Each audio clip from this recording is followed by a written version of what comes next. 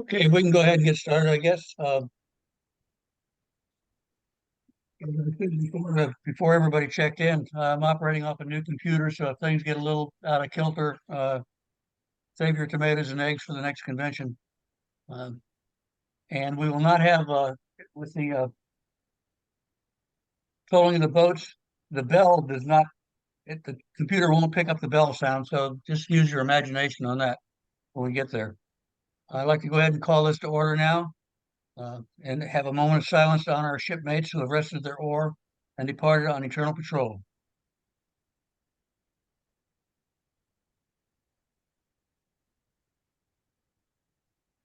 Thank you. Skip, could you please do the invocation? Sure will. Let us all pray. We thank you for the heritage and liberty we enjoy as Americans and for the privilege of having served in the submarine service to protect that liberty. We pray thy blessing and wisdom for our country's leaders and those chosen to lead our organization and our bases. May they seek your guidance as they serve us, our nation, and the United States submarine veterans. At this time, we remember those of our group who are sick, troubled, and bereaved. Place your healing hand on their bodies and mind as we pray. May we feel your presence in this meeting. Make us feel patient with our shipmates, wise with our deliberations, and bless us during this time together. We offer these prayers in your name. Amen. Thank you, Skip. Everybody, please join me in the Pledge of Allegiance. Keep your microphones muted and just silently join. I pledge allegiance to the flag of the United States of America and to the republic for which it stands, one nation, under God, indivisible, with liberty and justice for all. Thank you. Steve, could you read the creed, please? Yeah, our creed is to perpetuate the memory of our shipmates who gave their lives in the pursuit of their duties while serving their country, that their dedication, deeds, and supreme sacrifice may be a constant source of motivation toward greater accomplishments, and to pledge loyalty and patriotism to the United States of America and its Constitution. In addition to perpetuating the memory of our departed shipmates, USSVI shall provide a way for all submariners to gather for their mutual benefit and enjoyment. Our common heritage as submariners shall be strengthened by camaraderie. The USSVI supports a strong U.S. submarine force. This organization will engage in various projects and deeds that will bring about the perpetual remembrance of those shipmates who have given the supreme sacrifice. The organization will also endeavor to educate all third parties it comes in contact with about the service of our submarine brothers performed and how their sacrifices made possible the freedom and lifestyle we enjoy today. Thank you, Steve. Towing of the boats for the month of November. USS Albacore, SS-218, lost on November 7th, 1944, with a loss of 85 men when she was sunk off northern Hokkaido when she struck a mine. USS Growler, SS-215, lost on November 8th, 1944, with a loss of 86 men in the South China Sea as a result of a depth charge attack or circular run of her own torpedoes. USS Scamp, SS-277, probably sunk on November 16th, 1944, with a loss of 83 men near Tokyo Bay. She may have been damaged by a mine and destroyed by Japanese depth charges.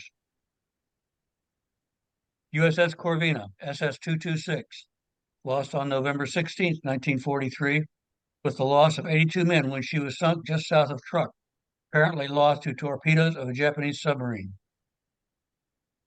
USS Sculpin, SS-191, lost on November 19th, 1943, with a loss of 43 men near Truk, damaged by depth charges after attacking enemy convoy. The captain was killed and the crew abandoned and scuttled the ship. 41 men taken prisoner, but only 21 survived the war. And now just a roll call for documentation. Down the list, National Commander Bill Andrea. Don Jakes, National Senior Vice. Steve Bell, National Junior Vice Commander. Dave Campbell, National Secretary. John Slonsky, National Treasurer. Les Altshuler, Northeast Region Director. Ken Nichols, Central Region Director.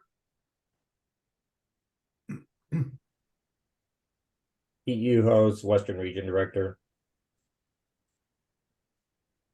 ACL Wise in here. Wayne Stanifer, immediate past National Commander. Skip. Skip Turnbull, National Parliamentarian. And okay, the district commanders will be listed in the minutes. I'm going to try and write them all down. So if you see me looking away for a little bit, I'll probably be attending to that to make sure I get everybody entered. Under old business, there was none. Under new business, I have a couple of small items. It was suggested or mentioned by about the boat sponsorship program. Chuck Senior, the national editor, possibly. Hold on a second. Crap. I lost everything. I'm back. Sorry about that. Chuck Senior suggested that we did away with the boats sponsorship program and just the USSVI go ahead and sponsor all the boats and send each one of the boats and the boomer crews 3 magazines. Figured this would be roughly $500 a quarter or slightly over $2,000 a year. I'd like to discuss this a little bit and then we can make a motion later. But my personal feelings is that there are a lot of dedicated people that and bases that enjoy sponsoring the boats, and also we don't really need to spend $2,000 more than we have to. We, and I doubt very seriously if we would gain $2,000 worth of memberships by adding the extra magazines. Just my own personal feelings. If anybody else would like to make a motion on this, then we can discuss it further and take a vote on what to do. Looking for a motion to drop the USSVI boat sponsorship program.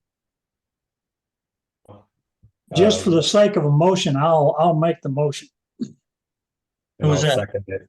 Stanifer. Okay, thank you, Wayne. And And I'll Pete, second it. thank you. Okay, go ahead and just have a discussion now. I've sort of expressed my opinion, but I'm certainly open to any suggestions. I made the motion, but I agree with you. I see no reason to change what we're doing now. It's working good. I don't see any problem with it at all. And I'm like you are. See no reason to spend the extra. Really, I think it'll end up costing more than $2,000 before it's over with. Thank you, Wayne. That's my opinion. Hey, Bill, this is Rick Mitchell, Yes, Rick? Central District 4 down here in Texas. The boat sponsorship program, our base got involved in it tried to about 4 or 5 years ago. And interestingly enough, we responded to the ad that was in the American Submariner about boats needing certain specific boats needing sponsorships.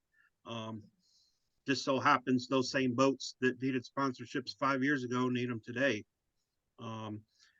Also, we sponsored like 8 boats our first time up and didn't get any feedback on it. Those boats were listed as still needing sponsorships.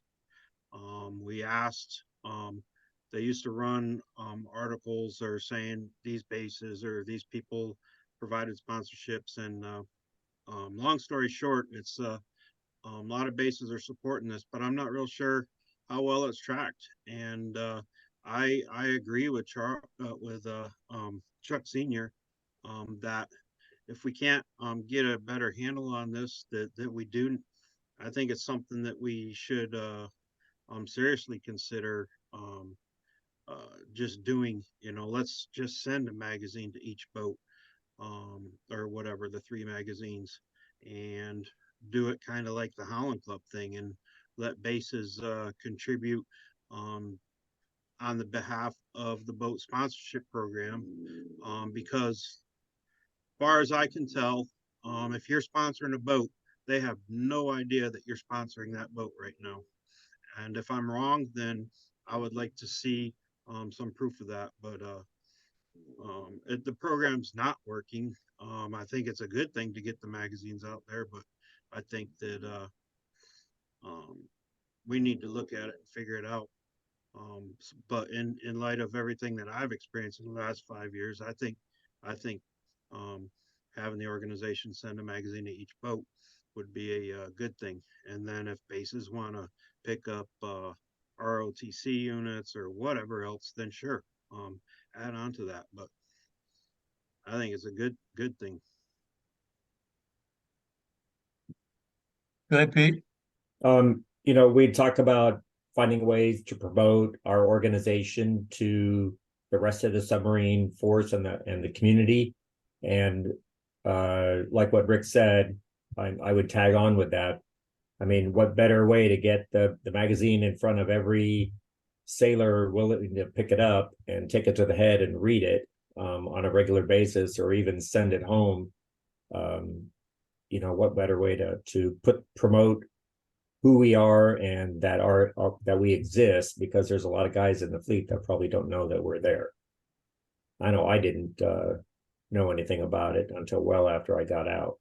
So it's a good way to get the word out about who we are, and that, we take active duty and veteran boat sailors. And I guess what I don't know in the financial sense of it is what's the balance between the number of boats that are being sponsored and those that are not. What's the break? Is there a way that maybe USSVI would subsidize and other people would contribute to the boat sponsorship program?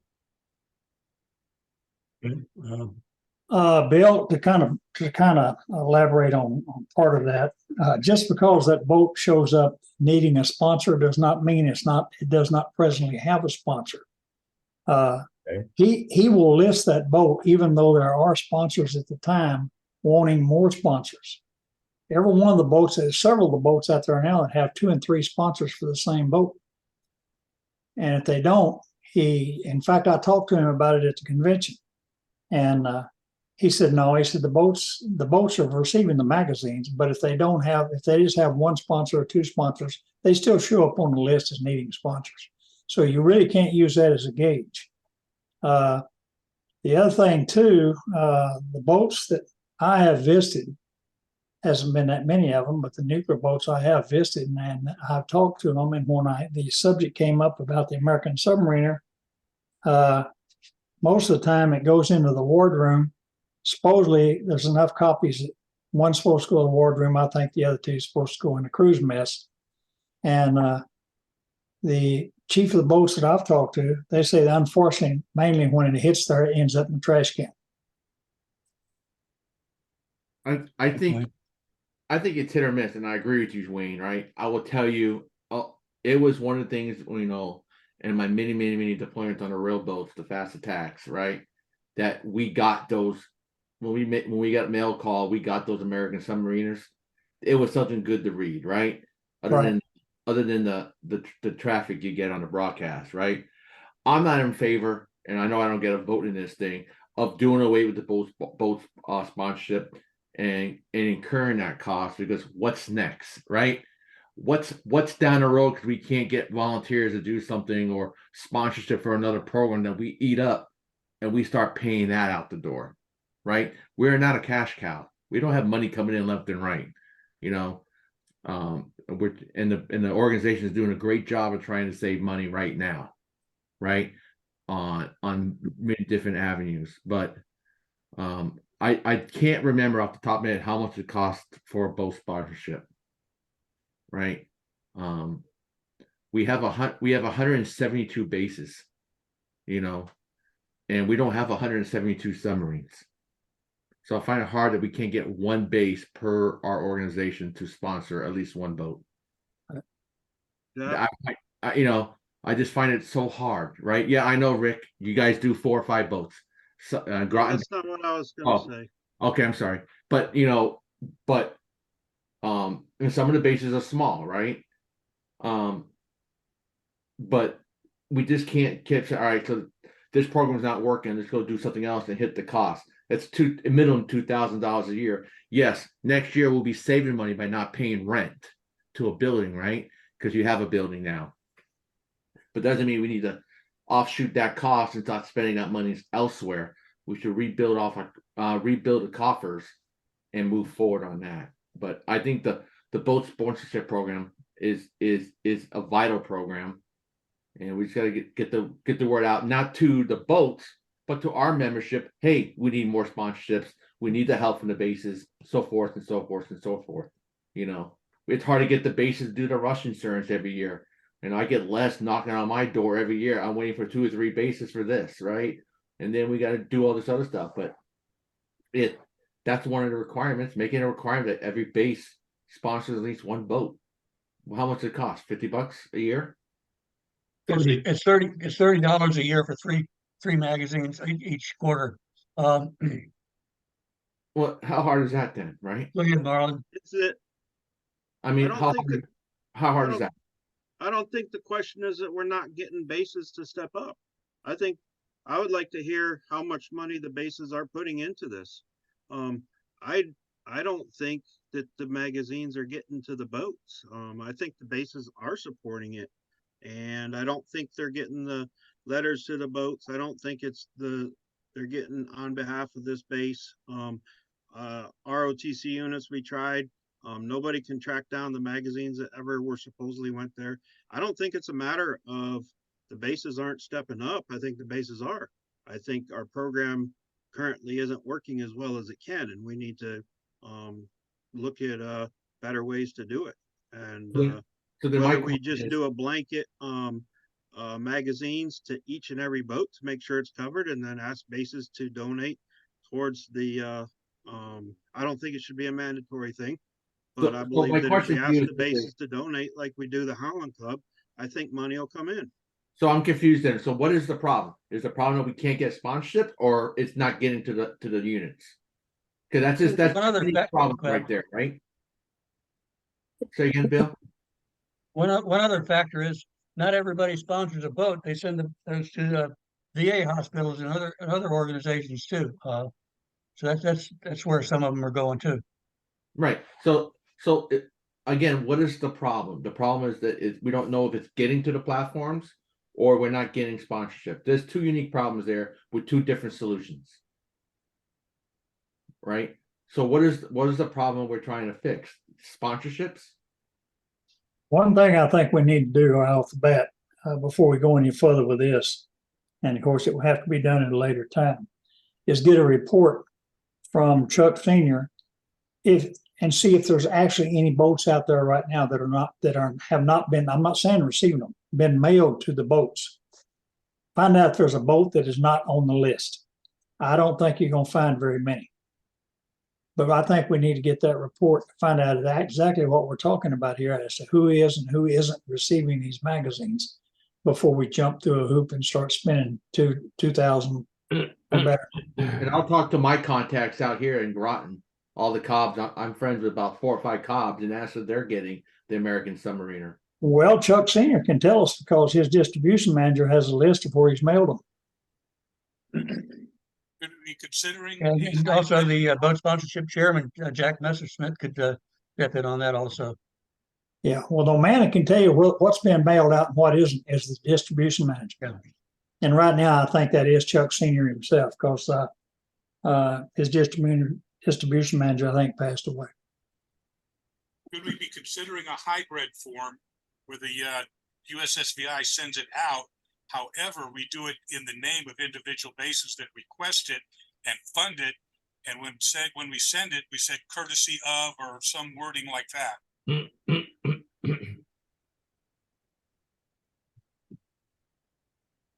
Any further on this? I think it would be good to go ahead and take a vote and not approve it as of right now, and we can make it a subject for old business at the next meeting with some more information. Bill, you got a question there from Dave Fariga? Say again, Pete? Dave, you're muted. Dave Fariga, you're muted. I'm unmute. Am I unmuted? You are now. Not now. Okay. Hey, Bill, one of the things I heard there in the discussion was the distribution when the magazines get on the boat, they end up in the wardroom. We got 2 force master chiefs, Sublant, Subpack. We should contact those force master chiefs and say, hey, USSVI sends magazines to all the boats and the distribution on board. If he could just, they put a memo out to their boats saying, hey, guess what? 3, one for cruise mess, 1 for the chief's quarters, and maybe 1 for the wardroom. That's a suggestion. Thanks, Dave. Bill, Yes, Les? check Martin's in the waiting room. He's trying to get on. Okay, thank you.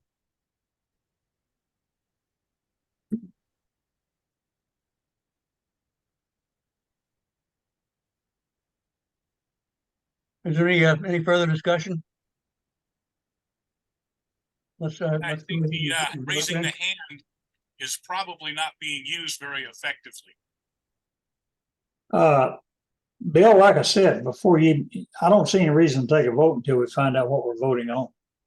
No, we have to sort of do something with this motion though that's open. You can table the motion for You can future. table the motion till the next and pass it on to the next meeting. Is that called a table or something else? Actually, you can postpone consideration until the next quarterly board of directors meeting. Right. Well, before we table it, don't you think we need a plan of action to verify whether the boats are getting the magazine and being distributed properly? That's why you're tabling it, in order for that to happen. Yeah, but who's gonna take the lead on that? I will. National Commander, or him. If no one else wants to do it, I will. No problem. It'll take all of about 20 minutes to get it started. If no further discussion, then I'd put this off till the next quarterly meeting, delay it. Thank you. The next little thing that I had was the Eternal Reefs program. There's a company over in Sarasota, Florida. They're in their 25th year. And what they do is they make these cement balls that are hollow. They're about 6 feet in diameter, 6, maybe 7, 8 feet. They're hollow and they have a bunch of holes in them. And they sink them offshore for reefs.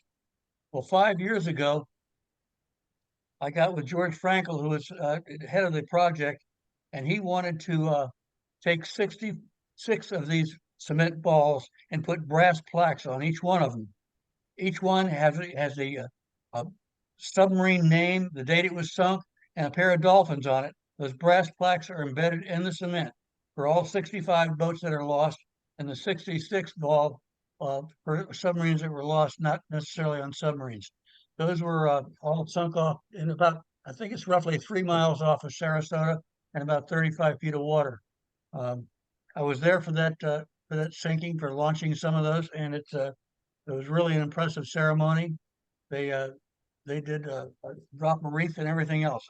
Anyway, I just wanted to let everybody know that I was there this 2 weekends ago, and at their 5th anniversary.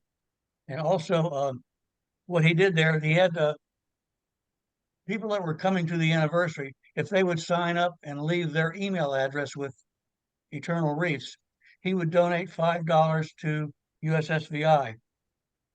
They also had a klaxon there, and anybody that wanted to ring the klaxon would have to pay $1 to do it. There was only 13 people that rang the klaxon, so there's $13 there, but there was 200 people that signed and left their email addresses. So they're going to send us a check for $1,013, which will go directly into the charitable foundation. So I just wanted to bring that up to everybody. It's very generous, and if you want to find out any more about Eternal Reefs, go to eternalreefs.com.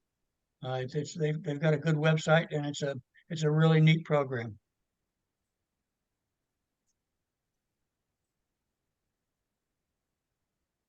Okay, that's all basically that I had right now. Senior Vice, John? Well, things I wanted to mention. We've had some people ask about the move for the national office, if they can be part of a work party or whatever.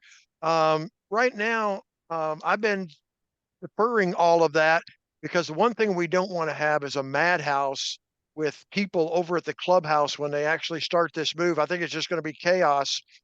So if anybody asks you about extra help needed for the national office move, I'm just deferring them to Dennis and to Jeff Walsh and just saying at this point, we're not aware of needing extra help. We've had a couple of calls for that. And so I've just been trying to defer that. So you might get some questions on that. Let's see. The next thing I was just going to mention is as soon as the window opens, which I don't know exactly when that is for reservations for the 2024 convention, we want to probably go ahead and do that so that you get a spot in the hotel. I think the last that Ozzy mentioned to me is that he thinks it's going to fill up fairly quickly. So if you want to let your troops know when the convention is available for booking for reservations, they probably want to jump on that fairly early. The next thing I wanted to just briefly mention is at the end of the year, we're coming up on the year-end reports to SID. Anybody has any questions or problems with that, they can let me know. I can kind of help you with that, kind of help Sid. This will be his first time out navigating all of the base year-end reports. So if anybody has any problems with the the year-end report, and they need some help on it, they can reach out to Sid. They can reach out to me. I talked to Heiser this morning. He fell and is back in the hospital, or he may be out by now. He's just having a terrible time. So he's really not going to be able to help us very much with year-end reports. So if you have one of your bases that needs some help after the year-end bank statement comes in, reconciling or whatever, just refer them to me, or you can refer them to Sid, and we'll get them fixed up. We've had a couple of people that have called me about delays in payments on their RR. If one of the regional directors has somebody that has not gotten their RR check, just let me know and I'll follow up with Sid. Sid's on top of it. Sid does travel sometimes, and I always try to get right back to whomever is missing their RR check. We had a couple after the convention that either got lost in the mail or sucked into a black hole. And a couple of people called me and wanted to know about their RR checks. And one of the things that I always try to do is copy the regional director on my approval, so they know that I have sent that to Sid for approval for payment. And so if you don't get that from me, let me know so that I can look in mine, because sometimes I'll just put them in I've got a separate folder that I copy all those emails into so I can track them. And sometimes I'll just get carried away and forget to send it to Sid. So if you've got an RR that hasn't been paid timely, just let me know or reach out to Sid. He's on top of it. The American Submariner seems to be functioning very well. We get a lot of positive feedback from that. The content seems to be to everybody's satisfaction. Everybody's enjoying the Ned Beach stories that we're publishing, and so appreciate the positive feedback from that. We had probably this last issue, we probably had 10 people call and say, hey, the magazine is getting better. Thank you. And so I give all of that credit to Chuck Sr. And so I think that is pretty much all that I have. One of the things that my base in Tennessee is trying to do is we've got each base member committing to find or to send out 2 Christmas cards to non-USSVI members that they know of, that they were shipmates with or whatever, and just trying to encourage them. We had some base business card size cards with USSVI's membership information on them. And so we all had probably 5 of those, and we're putting them in those Christmas cards. So everybody in my base is committed to send out 2 Christmas cards to non-USSVI members with one of our membership cards, business cards in there. So we're just trying to do that as an outreach and as a benefactor. That's all that I have, Bill. Thank you, John. Steve, do you have anything? Junior Vice. You're muted, Steve. Steve, you're muted. I'm just going to report that our membership is up a little more. We've surpassed 12,000 members, and we're obviously keeping pace with those that go on Eternal Patrol.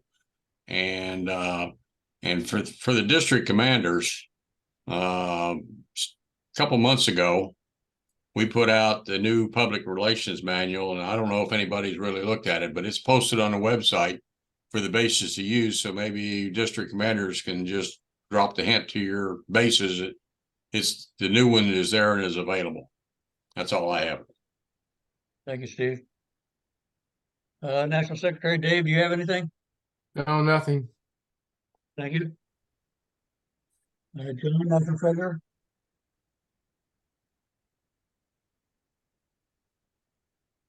John? Yeah, to reiterate a little bit what John talked about is, as far as I've seen, all the RRs have been processed. We did have some snail mail issues. We actually had 3 checks that got lost on their way to the West Coast. I've changed things up in this last month because just like John copies the district commander, I'm trying to process RRs usually within 1 to 2 days after I receive them from John. But what I'm doing now is I'm actually responding back with the check number so they know that they're actually processed.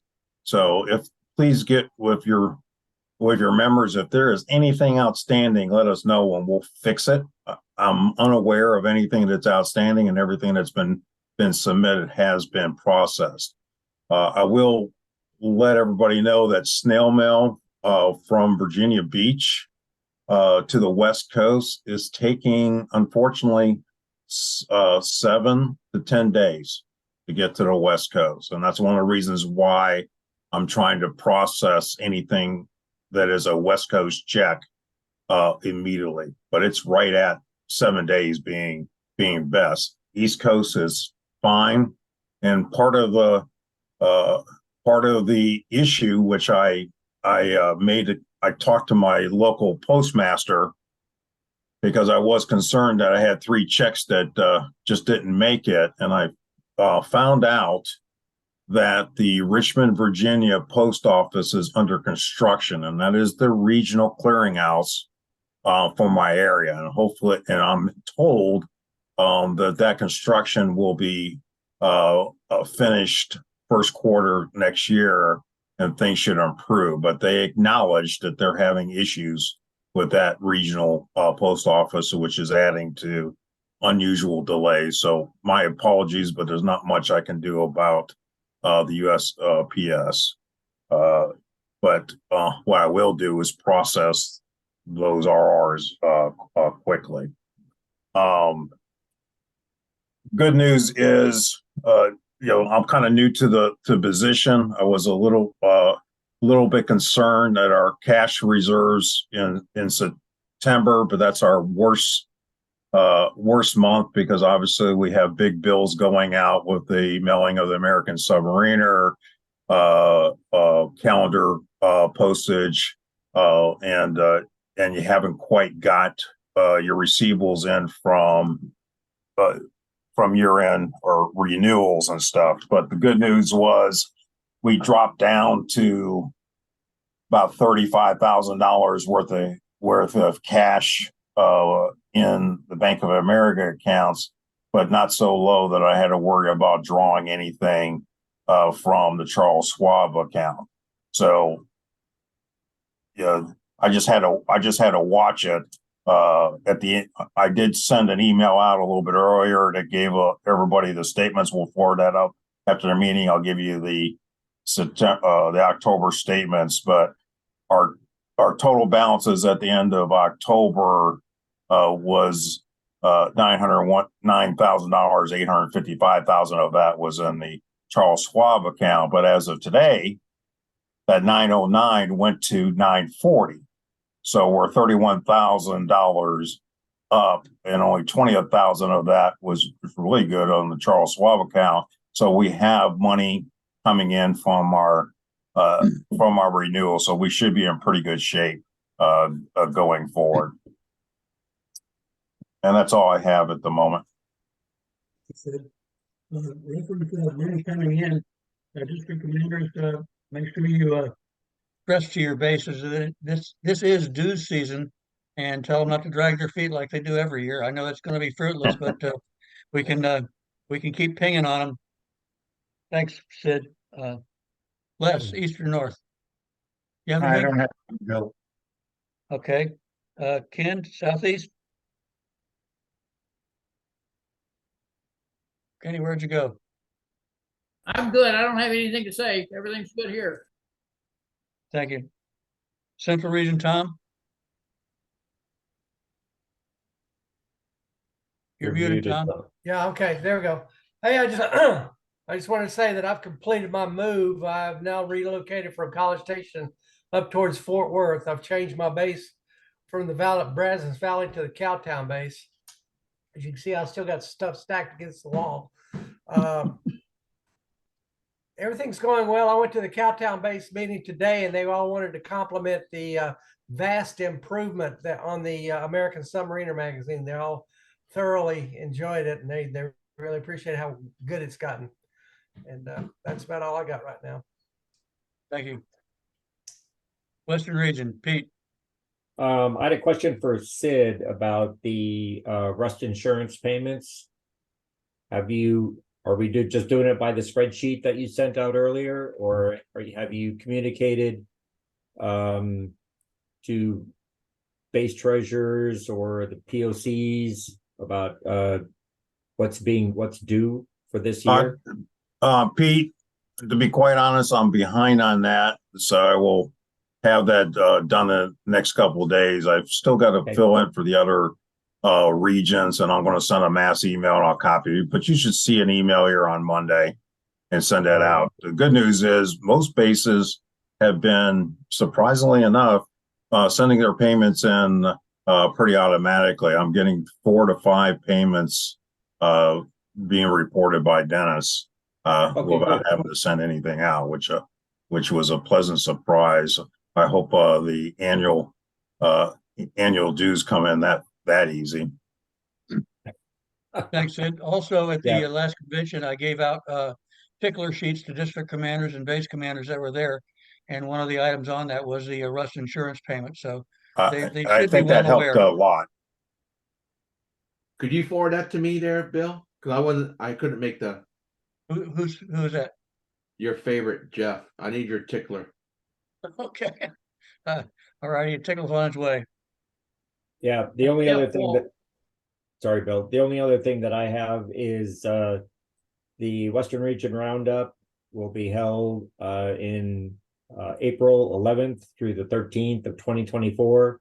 It'll be hosted by the Bremerton base out of District 4, Western District 4.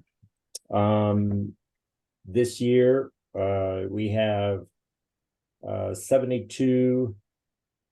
We have 72 guests. 2 are unpaid, so we are on a much better start or ramp than we have been in previous years. And anyone interested in attending should check out the website wrroundup.com. Thanks, Pete. Yep. District Commander of the Year, Chuck. Yes, I just want to thank everybody for all the help you gave me on putting together that USSVI information book. the annual symposium. It was a great event. We gained potentially about 30 new members. I know at Northern Virginia base, we've already seen some of the income. We've got a new member that was a direct result of the annual symposium. We had people that was interested in joining USSVI in Virginia or in Washington State, Texas, Florida, Georgia, up in Maine.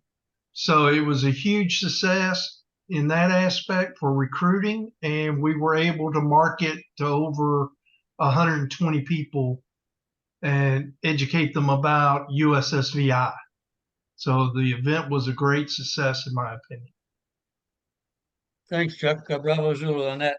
And also along those lines, any of our members we have a reciprocal thing with the Naval Submarine League.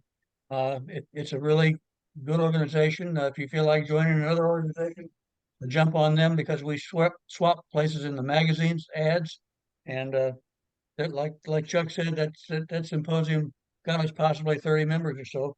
So give the NSL a thought. IPNC National. Wayne, you got anything? Yeah. First thing I want to bring up is Paul Heiser's name came up a minute ago, and Paul called me about 2 hours ago. They found this problem. It's medication. Some of the medication they had him on is counteracting the medication that he's supposed to be on, and it's one I'm just canceling the other one out. And then he says Scotch had another little thing to do with it. So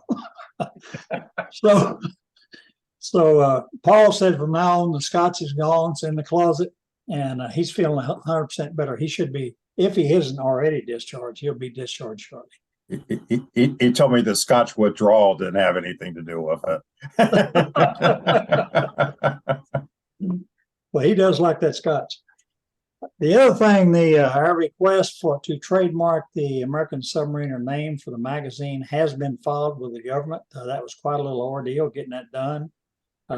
Working through that attorney firm was really a process I don't want to go through again unless we just have to. They would send me an email and ask me for information. I would immediately answer them back. About a week later, they would verify that they received it, and then they'd ask me for something else, real minor. Well, that would take another week or 10 days before we go through the process.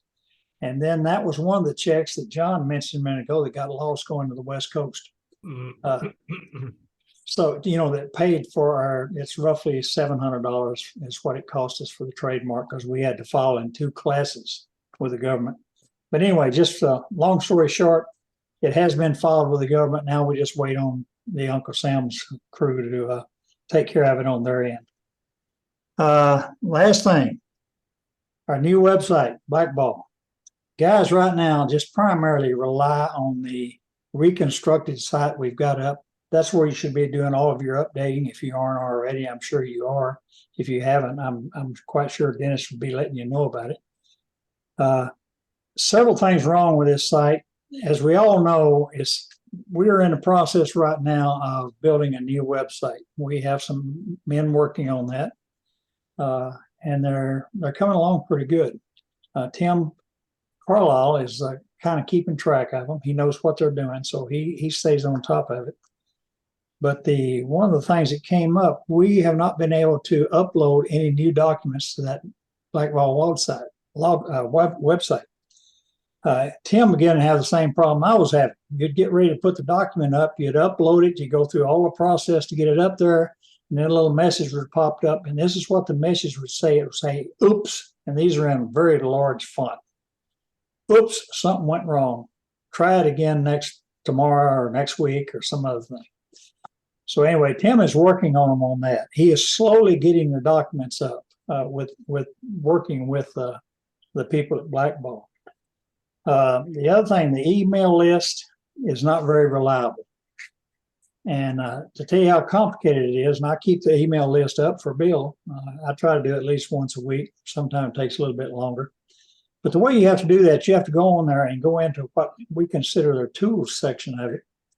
And you have to go, it's a process to sign into that, quite a little process. Their website is exceptionally slow. And then you'll ask for it to query a membership. There's a regular little query. You run this query.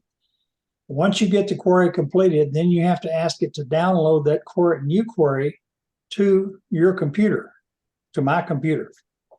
And then I have to take that new email list, and then I have to turn around and go on the regular Blackball site for us and upload that list. Now, once it's uploaded, Bill uses that list for his emails he's sending out for national bulletins. Once it's listed, once it's up there, I'll tell you, the thing has some has a good side to it. One is the reports you get. Once you send an email out, you get a report back that will tell you who received it, who opened it, how many times they clicked on it. It gives you all the information you need. Now, we'll get it back, and a particular individual, it will say that he received it. It will record that he received it. His email address is on the list, but then when you talk to him, he didn't get it. We have no idea who's getting them and who isn't. So that's why Bill is using the double method again. He's sending it out both through Blackball and through the old method. And that will continue probably for some time. So just, if any of them complain about it, just tell them to please be patient. One good thing that we have got from this new website, and I think it's just the appearance of the website, is new members. Dennis, how many new members do you think we picked up off that new website? Oh, probably 80 to 90. Right. This year, if not more. Right. I know the month of November, I've received 34 applications I have processed and completed. They are now members, 24 of them. Last month, it was 44 applications and 33 were processed as new members. So that's the good side of it. It does. It's bringing in new members. And like I said, I think it's just the appearance of the website. Now, we're using, it's got the same address to get to that site as our old site had originally. The only difference is once they get to this, right on that front page, they can pull up request for membership and file for membership with USSVI. With our old site, it was quite a little ordeal. Sometimes it worked, sometimes it didn't. But with this new site, that is the positive side of it, is membership. And that will be continued with the one that they're building now. It will eventually be ours. It will be owned by us, lock, stock, and barrel. They're going to make sure that it is easy to operate, as easy to operate once a visitor signs on to it. All right, that's all I have, Bill. Anybody have any questions on that website? I hope not. Thanks, Wayne. Appreciate it. District commanders, do we have any comments, closing comments, or anything that any of you would like to bring up? I have a couple things. I'd Hey, Jeff. like to put everybody out there, wish the Groton base best of luck this week. It's our yearly Thanksgiving drive. They're planning on feeding 1,200 to 1,400 people for Thanksgiving again on Thursday. That's one of the biggest events we have to show the USSVI flag out there next to Caps for Kids. So they're doing good things out there. In fact, I got some young kids that live across the street from me from sub school, and I asked them what they're doing for Thanksgiving. They go, staying in my barracks room. I said, I'll come pick you up and make sure you get the sub vets for Thanksgiving. So we have that going on. And then I'll hold off on until you ask me to talk about the move. You're up. Oh, okay. So the move, things are going good. We have got a lot done. We have a few things outstanding. So I asked that everyone hold their comments to the end. And I go ahead and take some questions. I got to read the teleprompter here. So all the lighting and heating and air conditioning has been reinstalled and fixed and paid for. What we have left to do is laying down the new floor because we want to cover the tiles, and it looks like we're going to go with some carpet. That's going to be installed in December. Furniture. We have it in for brand new office furniture. Sharon and Charlie are going to go meet with this gentleman next week. I think on Tuesday. He's donating the furniture. He's going to deliver the furniture. He's going to carry it up the stairs, and he's going to install the furniture. Yeah, and we're not talking cheap furniture. We're talking brand new, John Jakes, brand new office furniture, conference desks and everything, so that we don't have to bring all that stuff out east, and we can just donate that to Goodwill or whatever you want to do with it. So we're gonna have some desks set up. The only thing that may be a long pole getting done, we got them gonna come look at it, which is not does not prevent the move to be finalized. Is they're gonna work on the plumbing, right, and get that for the bathrooms that are on the third deck. There's bathrooms on the second and first deck, so that we have enough heads in the building that won't be an issue. That should not preclude anything. They just want to reinforce those pipes, reinforce everything, make sure everything works, and they go where they're supposed to go. We have left to do is, and we won't do this yet until we know 100% sure when they're going to move the office, because we don't want to incur any costs on the organization because it comes from the national. It's one, the PO box, right? We need to know when we're going to do the move so we can advertise the PO box. And we already researched it. It's not a big deal. We can get it going right away and instantaneously. The separate phone line and internet won't be an issue. We can get that going. It'll take 3 to 4 days. Once we ask them to do it, they'll get that installed. So those three out there that for the office, we're good to go. We just need to narrow it down. Now it was planned that Sharon was going to fly out west to do the training. Now I heard this week that Dennis is going to come out east, which is fine, which actually works better, right? Because Sharon sometimes has a little fear of flying on her own. So I've been getting her drunk to get her ready for the flight. Right. So, but that's where we stand. We just need to know, we think we can start in January. All depending on when Dennis is free to come east, and also how that impacts membership drive, because that's I know Steve Bell's. I see the thought bubble from Steve Bell's head. Well, that's the new membership year, right? So, but if Dennis is willing to come out in January, then obviously Dennis has to execute. So I know Dennis wants to speak, so I'm going to let him raise his hand, and I'll give him the speaking stick. Okay. What I'm envisioning is shipping the equipment to Groton, probably be mid to late June. Then I'm going to drive cross country to Groton in June. In late June, I'll be there. I was told January. Well, no, I'm not driving cross country in the winter. Okay. And anyways, because I'm thinking combined, I'm going to go out there. I'm going to train for 2 to 3 weeks. I'll stay there, make sure everybody's up to speed. Then I'm going to go to the convention, and I can be there to assist them in their first convention on their own to, show them what really needs to be done for the convention. So my question is, when are we looking to shift the office over? What time frame? Well, we have our office lease here in Silverdale is good till the end of July. And that's an absolute drop dead date. But like I said, I can ship that equipment whenever you tell me to. Well, it's not when I tell you. I think it's up to when the board of directors want to do it. Right? No, what it is when the office is ready to accept it. The office will be ready to accept it in January, from what I was told. Well, I could fly out there in January and do the training, because I think it's best to train in their environment, what the area they're going to be working with. Okay. And you just tell me when, and I can start packing up the equipment and get it shipped out, because it'll probably take a couple of weeks, because I've got a picture. Right. Computers are easy. the scanners, the printers. Well, we could get computers there until the, what the computers in shipment, right? Because you're gonna be without stuff, right? Or you're gonna keep something there for you. Well, I'll have my own personal setup. I can continue operating with my own setup. Right now, I'm at home, and I can do everything at home that I did at the office.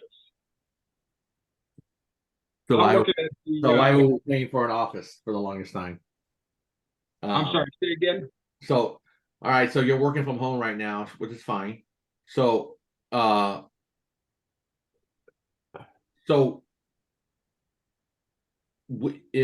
the team needs to know if we send everything out in January, you have stuff to work on. You have a device to work on. Yes, I can set up at the office and because I have a laptop, the equipment that I take to the convention, I have a laptop, dual monitors, printers, whatever I need, I have at the office. Not counting the existing equipment, that's my personal computers and stuff that I can set up at the office and operate. So the question would have to be, Bill, what does the board want?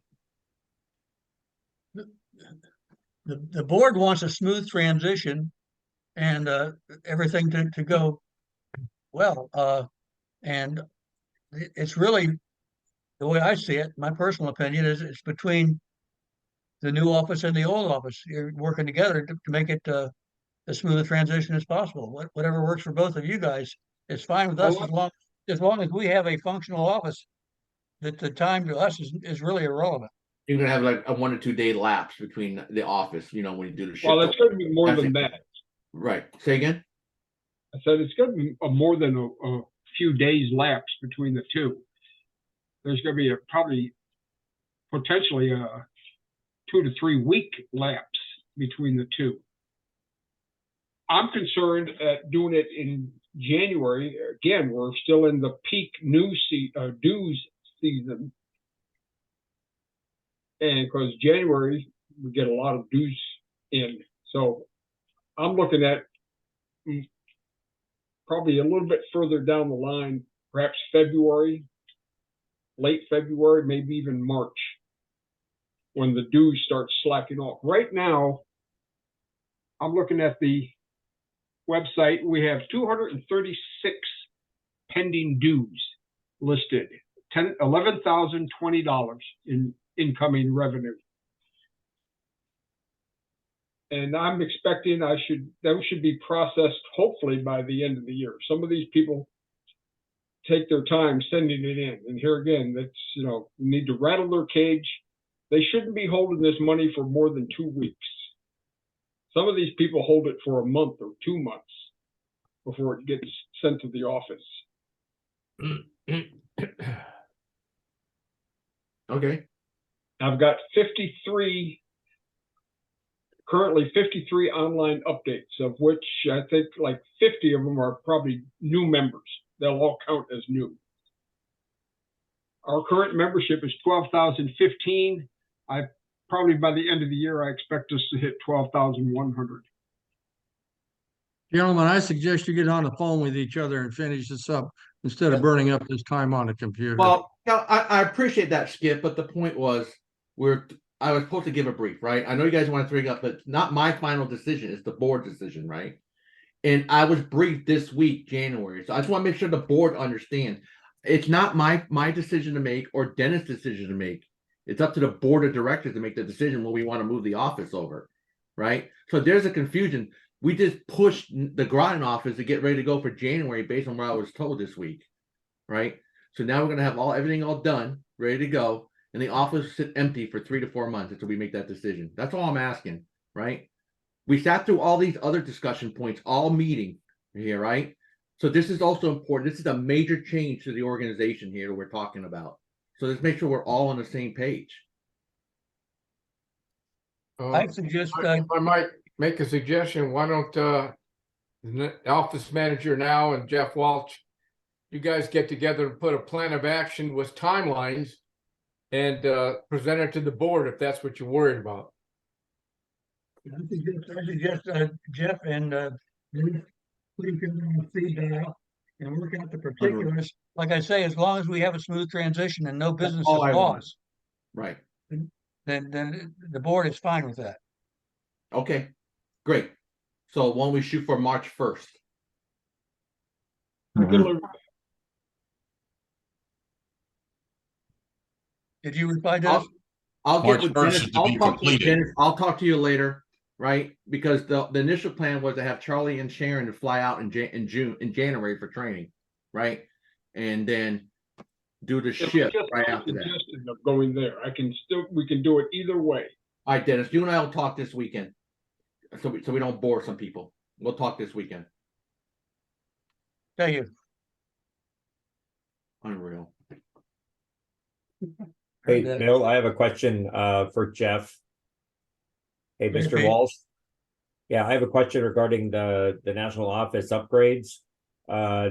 How are we doing regarding ADA access compliance for members that might not be fully ambulatory to be able to get up with an escort to the They third will deck? not be able to. It is impossible to make that access ADA compliant. It's a 130-year-old building. We Okay. have ramps to the second deck. So if they need to meet with the office personnel can come down and talk to them on the second floor. Okay. There's a brand new ramp on the second on outside the building on the right hand side of the building. It goes to the meeting hall and all that. That they had to meet with anybody there, they can do that there. But the steps itself to the third floor is impossible to make ADA compliant. Okay. All right, great. Thank you. One of those elevators, Thanks, Pete. those little chairs you sit on that goes around the side of the stairs. Well, short of a fireman's carry, I don't know when I would get up there. So, all right. Thank you. Thanks, Pete. Any others? Yeah, I'd like to repeat my request for any help to get a periscope and a sail for the Manhattan project here in Oak Ridge. To give you a little back feed on that, the link for submarines is our fuel, the nuclear fuel, is processed here in Oak Ridge. The graphite reactor is where Admiral Rickover got his start. He got a doctorate of pile engineering, a dope degree. Right? As silly as that might sound, I have talked with the Navy Museum, and I have talked with inactive ships. Trying to cut through the fog and the bureaucracy has been a pain in the butt, and I really would like to deliver to the historian here. He's the Oak Ridge Y-12 historian. He's also part of the Manhattan Project. And any help or leads on this, I would greatly appreciate. Bill gave me one earlier, and I'm going to follow that up. Thanks in advance. Thanks, Marlon. Yeah, if anybody's got any information for Marlon on that, just get with him. Anybody else? Bill? Rick? And one quick thing, Commander, for this is mainly for the Central District, the Dallas base, Brazos Valley, and around that area. My son is a national park ranger, lives in Waco, and he was recently promoted to, now get this moniker, Community Engagement Specialist, Dallas Fort Worth Metroplex, National Park Service, Washington Office of Interpretation, Education, and Volunteers. So if any of you guys in your bases down there would like to do anything or get together with the National Park Service, PM me and I'll let you know how to contact, see what's available. Thanks, Skip. Are we good? Bill, this is Jim DeMott, Western District Yep. 4. Yep. I just want to share two things, follow up with what Pete said earlier. The Western Region Roundup in April. Our tagline is a gathering of submariners. So if you're not in the Western Region, you're still invited to come. We're glad to have you. We're going to be up in my district.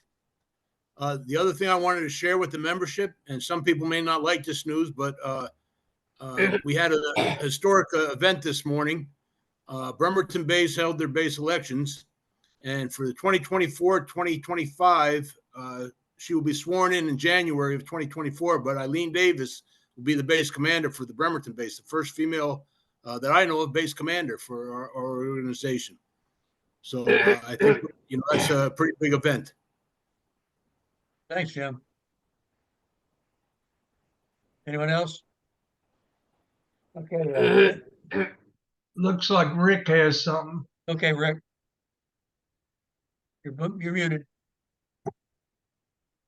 Hey, just two things I wanted to, sorry, I got some dogs in the background, but, I just wanted to echo Wayne's, comments about the website, about how easy it is to sign up. I'm glad to hear that the new one's gonna be in that same fashion. A lot of people though are being driven there via social media, and we have a lot of bases that are picking up on various forms of social media, and they're doing a really good job. Used to be a lot of garbage out there, but they're getting a whole lot better in promoting the organization and their bases with good, tangible, interesting stuff. So glad to see that. And then the other thing I just wanted to plug, just like the Western Region Roundup, we're doing a month later this year, May 16th through the 19th, a Lone Star Sub-Vet Roundup here in the Central Region down in Texas this year. It's going to be held in Fredericksburg out at the National Museum of the Pacific War. Thanks, Rick. And just to echo your about the social media, I think that's picking up a little bit because of the manual that you created. And I highly recommend all district commanders promote that manual to their bases. Thank you. Skip, would you like to perform the Benediction. All right. God our Father, we approach you again at the end of this meeting. We are grateful for the privilege we have of meeting as veterans of the submarine service. And until we meet again, may the Lord bless thee and keep thee in the palm of his hand and safe from all troubles. Amen. Amen. Thank you. Nice meeting, everybody. Thank you very much for attending. And I'm going to stop the recording now. The recording link will be sent out shortly, I guess.